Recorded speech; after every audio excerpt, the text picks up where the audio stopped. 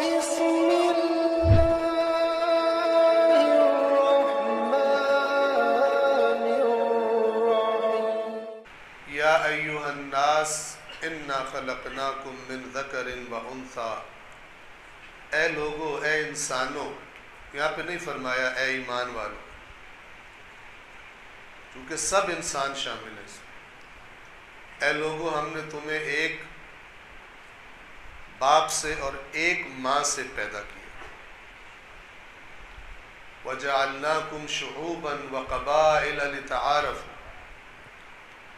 اور ہم نے تمہیں قوموں میں اور قبیلوں میں قرار دیا ہے تاکہ ایک دوسرے کو پہچان سکو، لیکن قومیں اور قبیلے برتری کا معیار نہیں۔ جو بھی اپنے کسی قوم سے تعلق کو، کسی خاندان سے تعلق کو دوسروں کے مقابلے میں اپنی برتری کا سبب سمجھتا ہے، وہ خلاف قرآن، خلاف تعلیمات رسول، خلاف تعلیمات آل محمد عقیدہ اور نظریہ رکھتا ہے، اگرچہ منسوب انہی سے کرتا ہو، کسی نے گمراہ کیا اس کو۔ یہ فارمولہ تو میں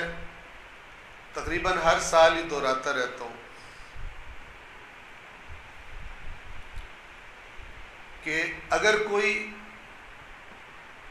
روایت ہی آپ کے سامنے بیان کی جائے